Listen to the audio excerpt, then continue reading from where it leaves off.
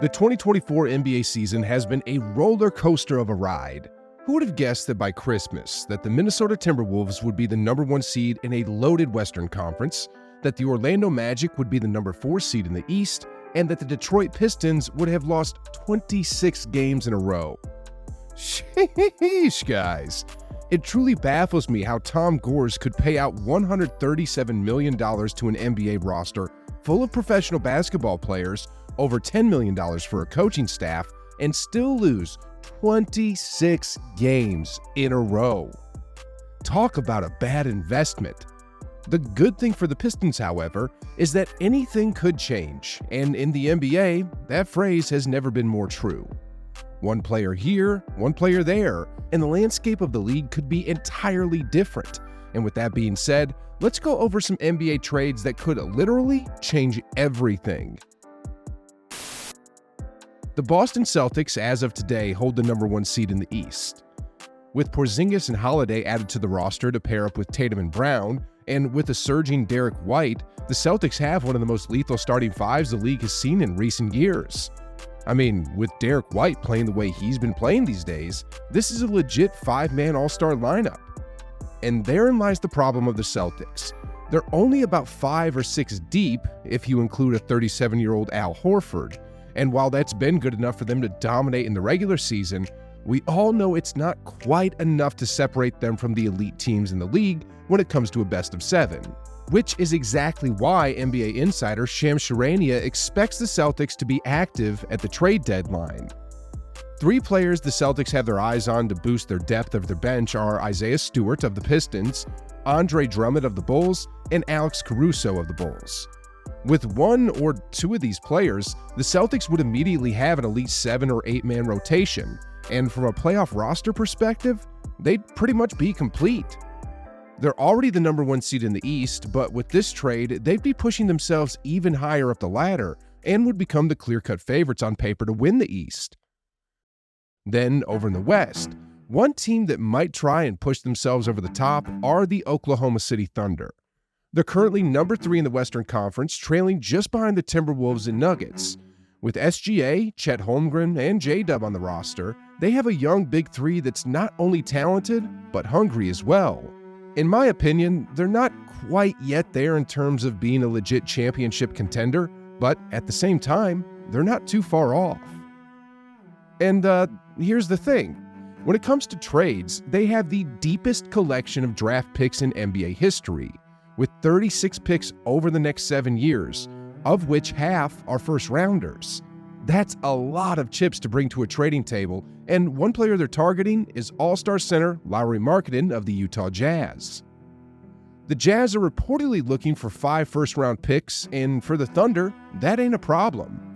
Honestly, given the fact that OKC is under the salary cap, this is a trade that makes complete sense for both teams. And honestly, if this trade did happen, OKC would have to be included in the championship conversation.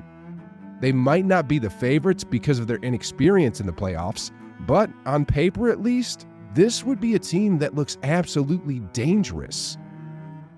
One other team that's trying to get more dangerous is the Los Angeles Lakers. Now, don't get me wrong. In an elimination win-or-go-home type of game, this team is a legit threat to any team in the league. But with that being said, they have one big weakness, and that's depth. This team is legit 2.5 deep currently with AD, LeBron, and partially Reeves. And although they have lots of good role players on the team, they're not consistent enough to carry the team from now until the end of the regular season. For example, after they won the inaugural in-season tournament, they've lost 5 out of 7 games and are 9th when it comes to Western Conference rankings. It's clear that unless LeBron and AD give it their all and have monster games, this team is having trouble winning regular weekday games. And while it's true that nobody wants to see them in the playoffs, the thing is, this team may have trouble reaching the playoffs.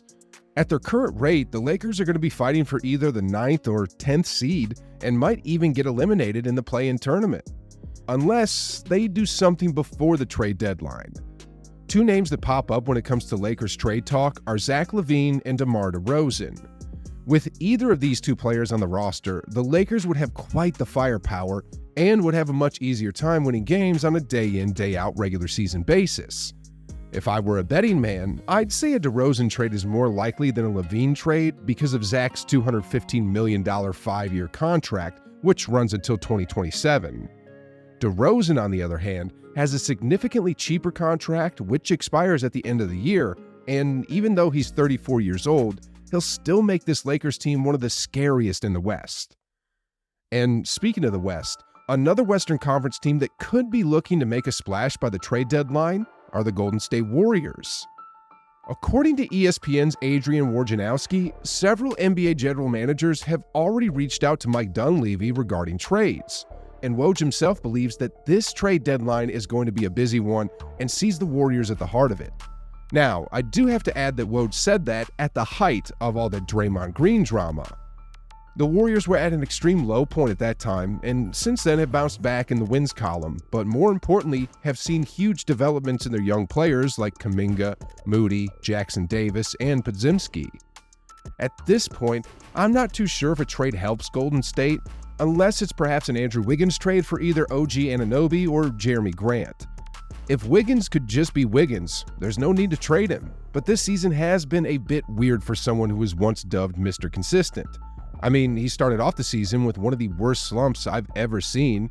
He's been out of games because he apparently slammed a car door on his finger, and as of now, he couldn't play in a game because of an illness.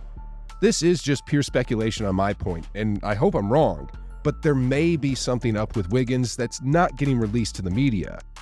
I mean, we all know how untransparent they could be, right? Like how Kelly Oubre of the 76ers was reportedly hit by a car, only for no video surveillance being able to show it, and then him stepping back onto the NBA court and playing elite-level basketball within just a month. I hope Wiggins is fine and that everything off about him is just one big coincidence. But if there is something wrong with Air Canada behind the scenes, then it'd be in the Warriors' best interest to trade him, because with the way the roster is shaping up to be, this team is geared for a deep playoff run.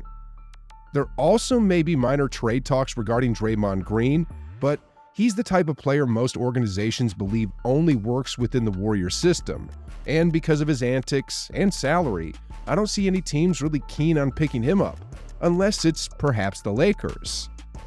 We all know how much Draymond Green absolutely loves LeBron now, and while this isn't a trade that changes anything in terms of championship contention, it's one that would break up the greatest dynasty the modern NBA has ever seen. Anyway, another trade that could really spice up the league is if the Toronto Raptors trade OG Anunoby to the Philadelphia 76ers.